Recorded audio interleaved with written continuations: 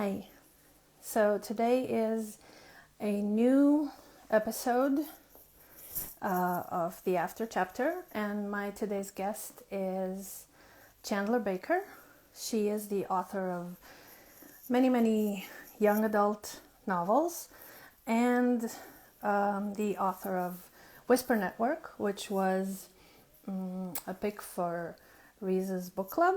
So I'm going to invite Chandler to join me. She did let me know that she's been having trouble with her internet connection. Okay, so let's try.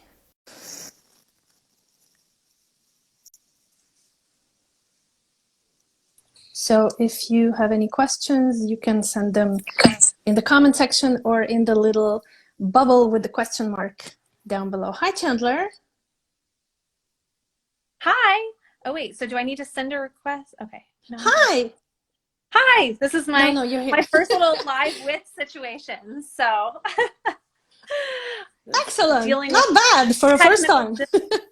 Yeah, thank you. Thanks for Yeah. teaching me how it's done. So You're I very appreciate welcome. it. Thank you so much for agreeing to join me for this chat today. Absolutely. I hope the internet cooperates. No, well, it's not cooperating. But, I think we'll be okay. Yeah, I think we'll be okay. Thank So I'm very happy you found the time to talk to me. And first of all, let me say that in Slovenia today is Mother's Day. So happy Slovenian Mother's Day to Oh, you. how nice. Thank you.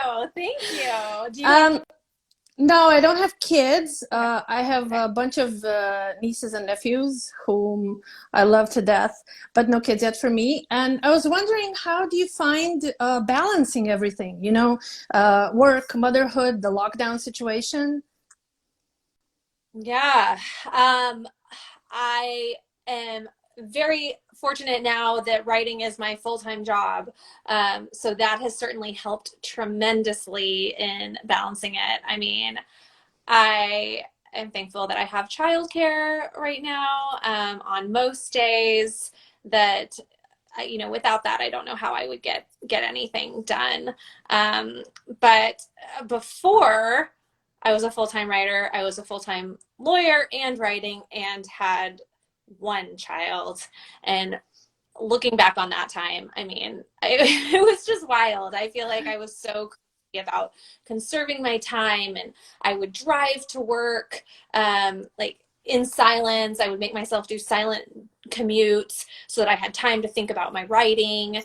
And I would, never go anywhere for lunch. I would always like sit at my desk, get my writing in really quick, so that, I could come home and get my kids, get my daughter at the end of the day and spend time with her. And then as soon as she went to bed, it was either working or writing. So I don't know how much like balanced it was, but I heard in a podcast you said that you would find 15-minute times frames for writing. Like, how did you get anything written in 15 minutes? Because those are tiny little snippets of time.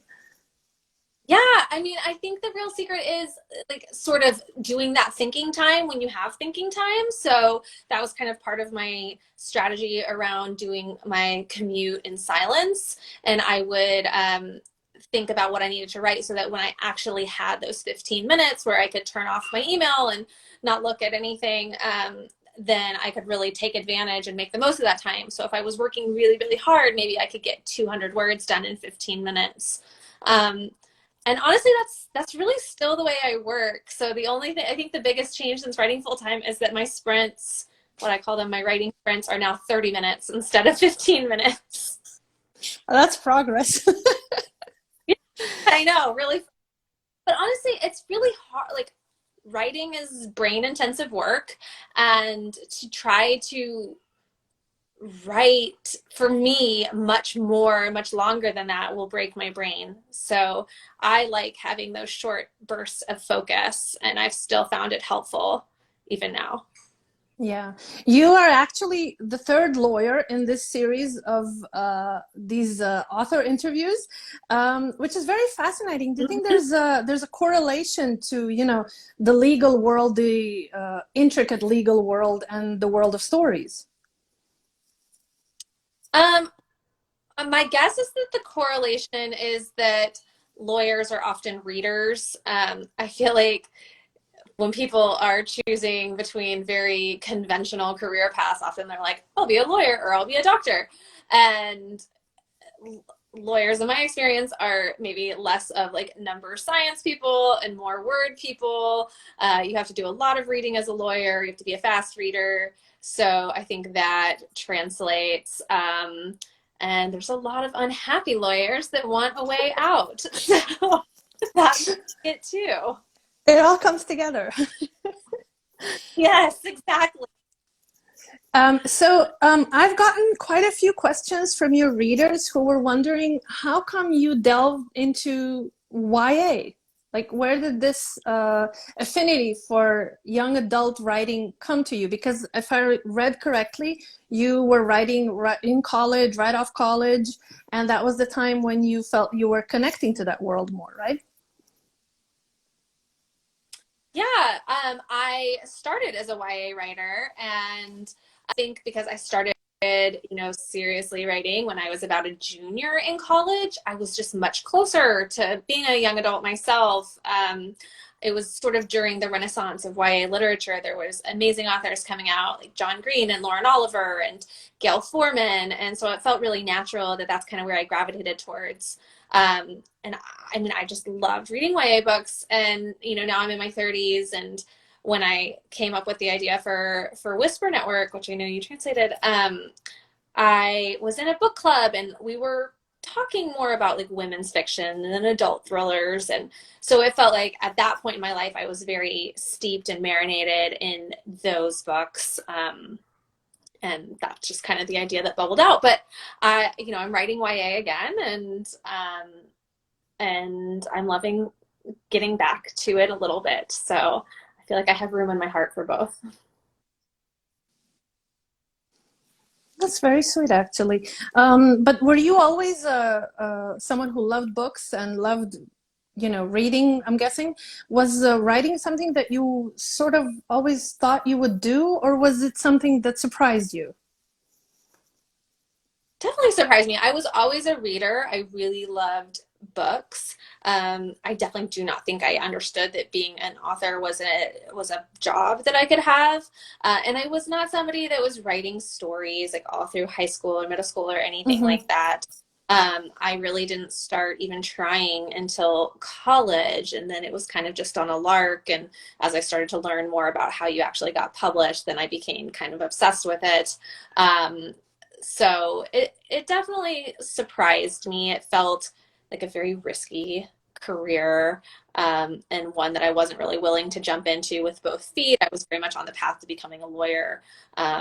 So that's kind of what I expected to do. I'm very glad that's not how it's turned out, but yeah. There seems to be like a surge in adults reading young adult books. Do you like to read young adult books by yourself? Yeah, definitely as an adult.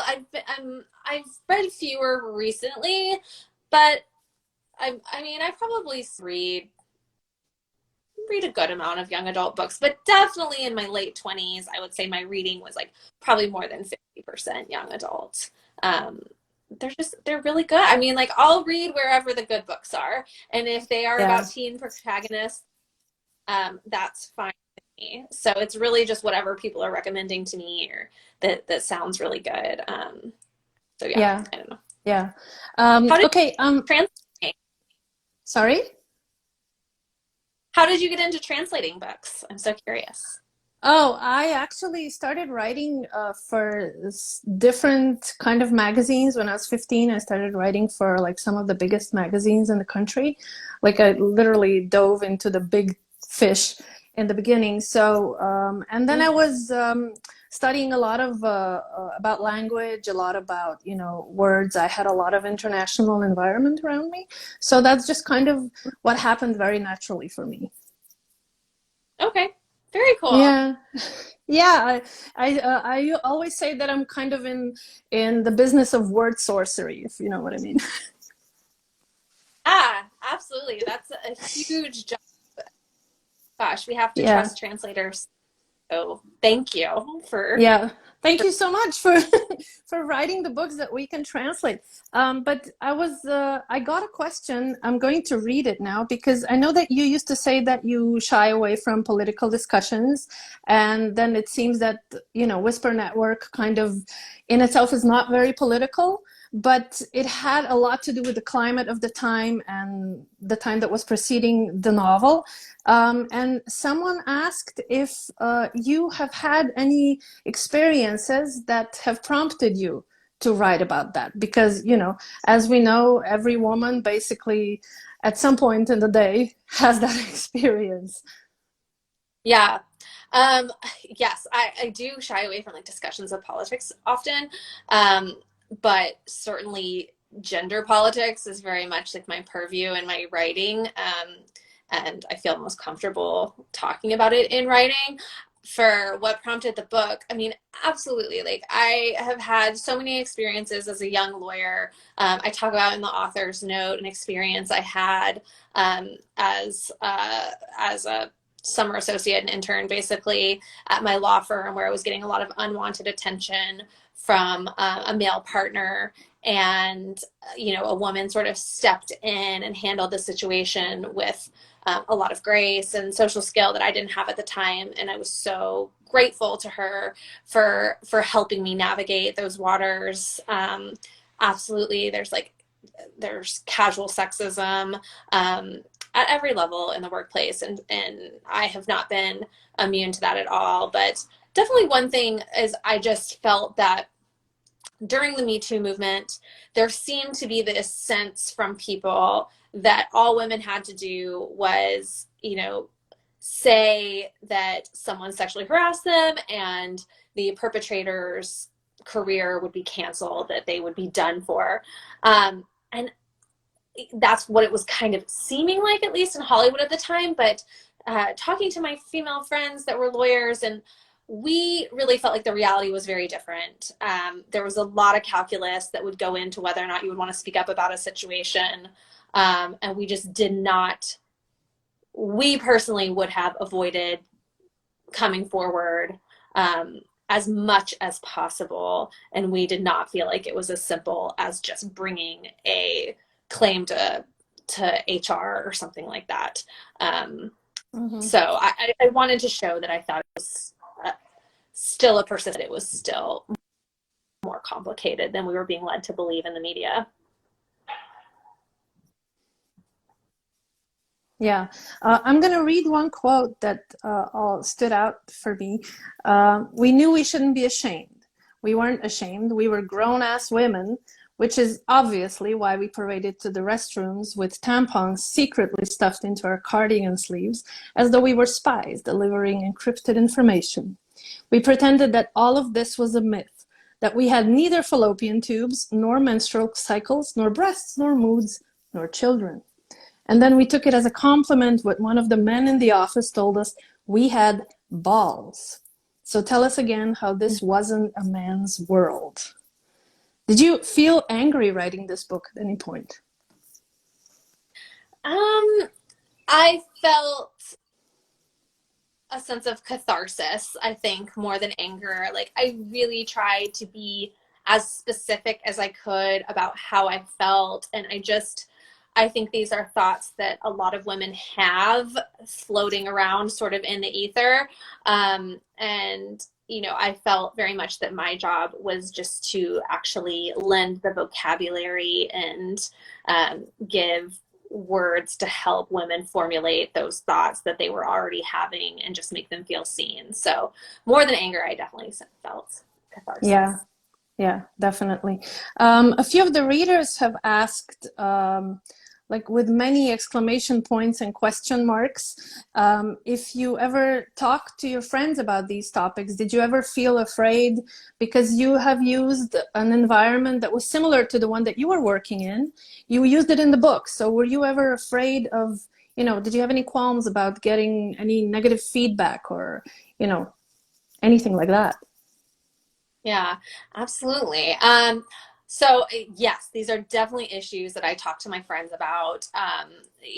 Especially during the sort of the beginning of the Me Too movement, I felt like during book club at lunch, on our walks or whatever, this was always would come up with my friends to And everyone discuss had our an experience to share, probably. yeah, exactly. Everyone wanted to talk about their experiences, how they handled it, how they wished they'd handled it, which could often be very different things.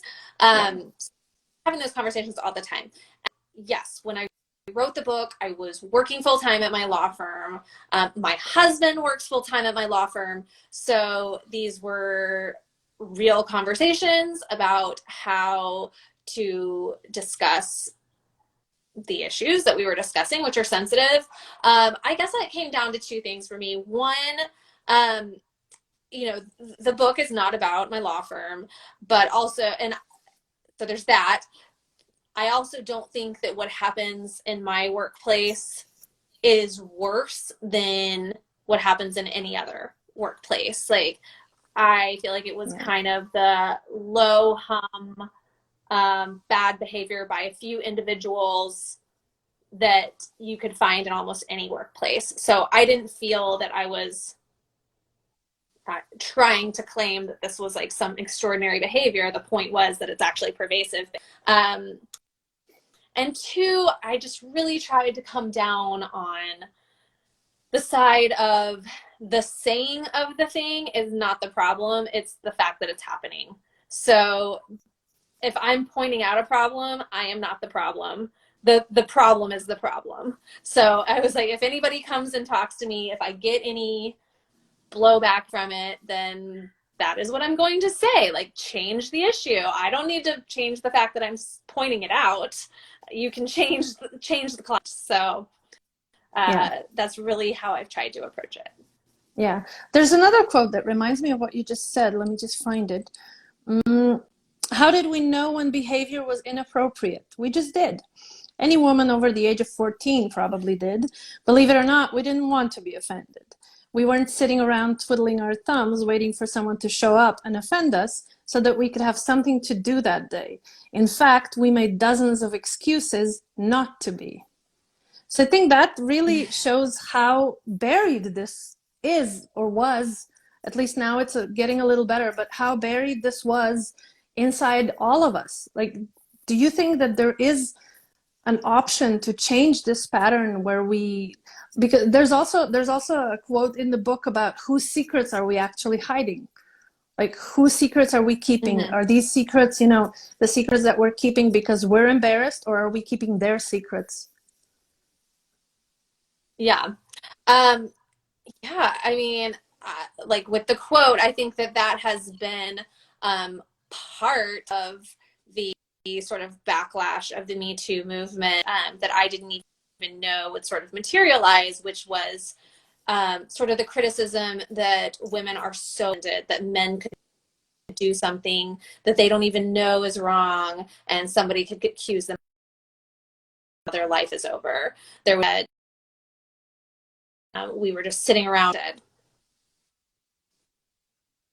And in my experience, that's definitely not the case because women are used to experiencing some level of sexual harassment. I would say since you're about 12 years old, like 12, 13 years old, Mm-hmm. you're starting to get some level of attention. So you are used to this. Yeah. This is not like these are just little pieces throughout your day. And for the most part, what I find is that I am making excuses to not like I'm trying to find the good intention of it. I don't want it to mess up my day. I have better things to do. Somebody, I've gotten weird comments in like the break room about how my calves look and high heels or my outfit. And I'm just like, okay, that's weird. Whatever. I'll just move on and I'm not going to bring it up with anybody. So yeah, so it's been disheartening to see the movement reduced to the idea that women are so easily offended. Um, and in terms of whose secrets we're keeping, I mean, I think that's kind of the question that we have to keep asking ourselves is that I think clearly by staying quiet about things, we are keeping someone else's secrets. And secrets, I feel like to me, are all about shame and power in equal measure. But certainly coming forward, while it's not our secret that we're keeping, sharing someone else's secret can be costly to us. And that is something people have to weigh. And Catherine in the book, I know people are very critical of Catherine, and I understand that. But one of the things that I wanted to explore with that character was sort of what moral imperative do women have to come forward and speak out?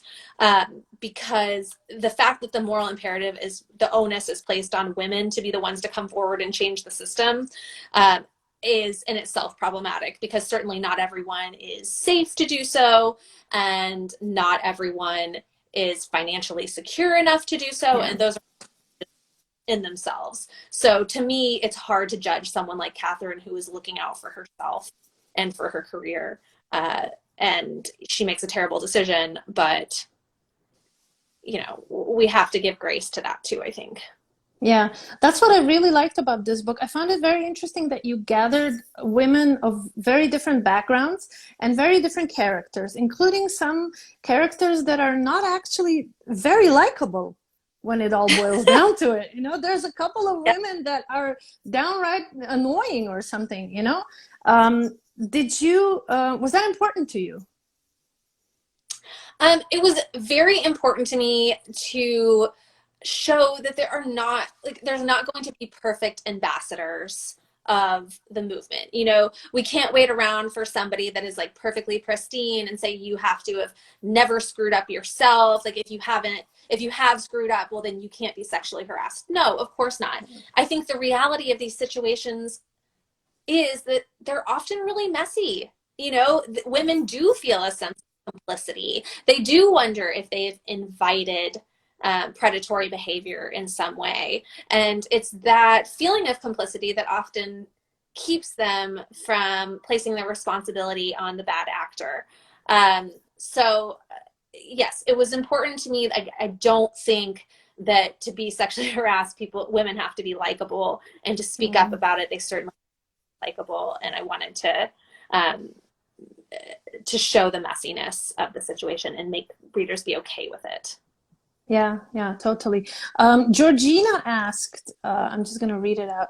Given that you are a lawyer and you basically look like Elle Woods from Legally Blonde, so here's a shout out to Reese. Yes. Did you ever have any trouble being taken seriously in that world? I don't. I think the main issue being taken seriously is just a gender issue. Like the big thing that I notice is a social construct deference to male voices. I feel like men are often lended credence in. I did corporate law, so I negotiated a lot of contracts, and so I would have to negotiate a lot. And I do feel like the weight that is placed on male voices just for simply being deeper, which is such a silly thing, but even I feel way when I'm negotiating against a man compared to a woman. I feel more deferent. Like they could be much younger than me, less experienced, and I just have this idea that they are more right. And I'm a woman and I feel that. So I know that men feel it too. So being taken seriously to me definitely required sometimes some overcompensation in negotiations. And there's a reason that I think a lot of times people think that women in the corporate world are bitches. And sometimes it's because I would have to be very assertive and stern and really seem like I knew my stuff. And I would always try to start out nice, but if I felt like somebody didn't respect how much experience I had, I could really turn on a dime and be very straightforward.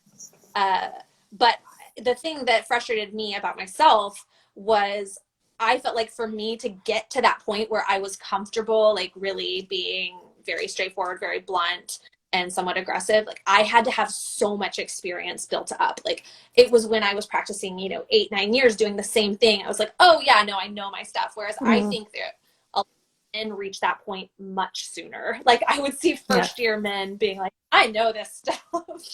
So it would bother me that about myself that I guess I wouldn't take myself as seriously sometimes as I probably Yeah. warranted. I would have to know myself well to get to that point. Yeah. There's one more quote I'm going to read. We had guilt of every flavor.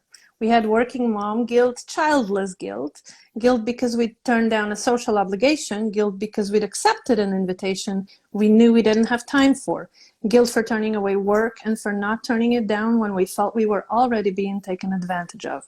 We had guilt for asking for more and for not asking for enough, guilt for working from home, guilt for eating a bagel, Catholic guilt and Presbyterian guilt and Jewish guilt, none of which tasted quite the same. We felt guilty if we weren't feeling guilty enough, so much so that we began to take pride in this ability to function under moral conflict. Is this something that we pass down to like our daughters, do you think? Or is this, in your opinion, a cycle that we can actually break? Oh my gosh, what a good question. Gosh, is it something that we pass down to our daughters? I think so. I look at my own mom and how how perfect she did everything, how interested she was in the idea. Like I do, especially around being a wife and being a partner. I think there is this like huge idea that if you are going to work, that you need to make sure that you are being like you can't it can't be perceived that you are slacking on the motherhood or wife front. Yeah. Like you have to be like, yes, I work, but like I am there. I am so involved in my children's life. I am doing the Pinterest mom things. I'm packing the lunches. Um, so I definitely think there's that. Um, in terms of changing the cycle, I think it's just about maybe reducing the burden.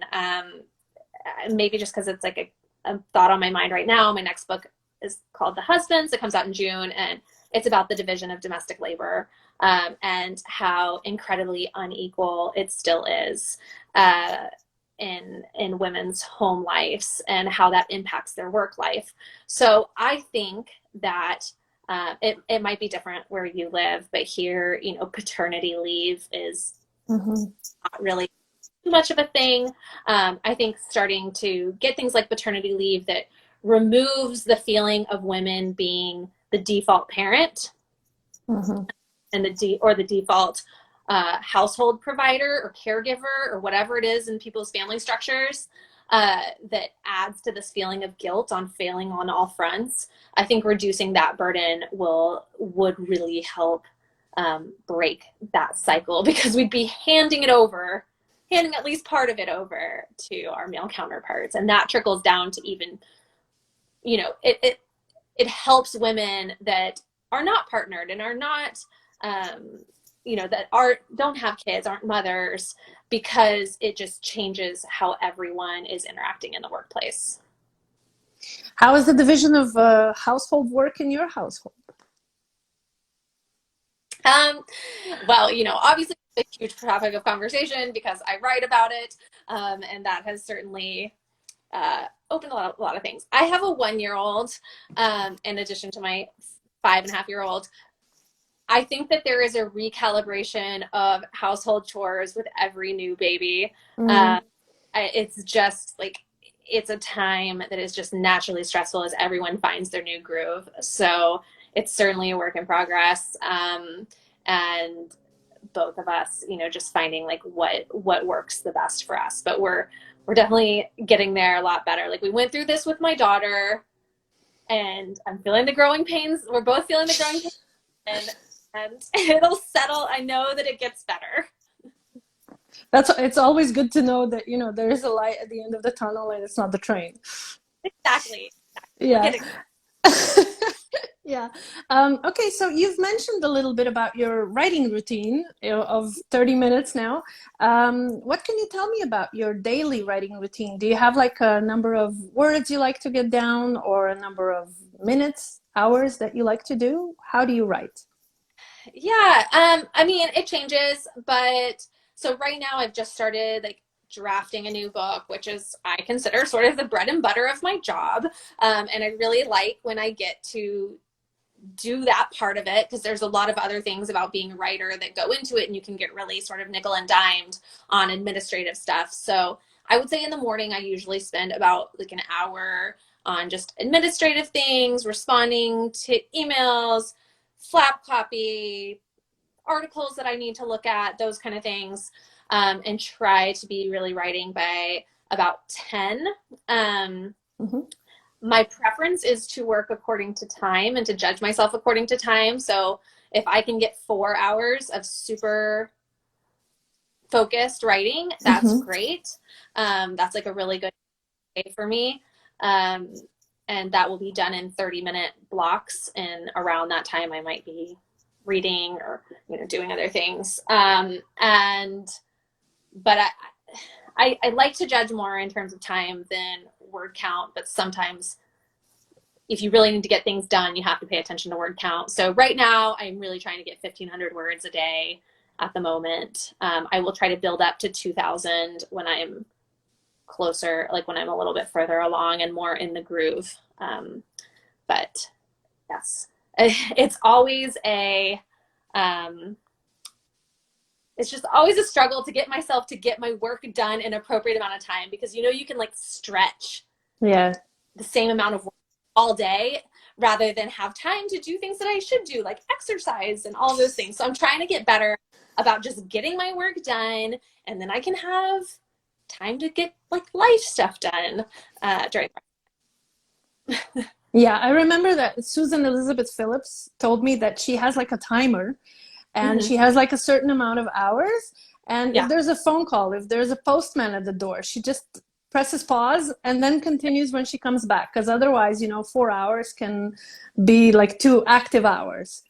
Yes, exactly. And just learning to be, I think the thing I like about timers is learning to be honest with myself, because I can feel like I was at my desk most of the day, but was I really working? Mm-hmm. Or so. Do you ever like switch off the internet or Wi-Fi or something just to not be tempted to go do something else? I used to do that a lot, or I used to try to do that a lot. I really should do it more. Um, I just like I love my email so much that I feel almost more distracted if I can't see Oh, okay. what, like I'll Yeah, yeah. feel it's like bugging me in the back of my mind, like what is there? So usually I can be pretty good about just like knowing just that my email is open and that I won't touch the rest of the internet. Okay, that's very good. One final question. What are you reading right now? What are you excited about that you're Uh, reading? what am I reading? I am finished. I'm always like listening to a couple things on audio and then reading something. So usually the stuff I'm listening to on audio is like stuff that's already out, and then I'm reading things for blurb, like physical copies. So I am listening to The Once and Future Witches by Alexi Harrow, which I really, really like. I'm also listening to a nonfiction book called Disney Wars, about the like executive battles of Disney, which my husband wanted me to read, and it is long. It is like 30 hours. um, but I actually am really enjoying it. So those are kind of my two listening things right now. And I'm about to start Four Winds for my book club. And I'm reading The Neighbor's Secret by Allison Gelman, which has not come out yet. Okay, Yeah. very good. Thank you so much, Chandler, for taking the time to have a chat with me. I look forward to your new book in June. You said it's coming out, The Husbands? June 29th. Very good. Okay, so I'm looking forward to reading that, and maybe we can chat about that when it comes out. Yes, thank you so much. I really appreciate it. Thank you so much. Have a great day. You too. Talk soon. Bye. Bye.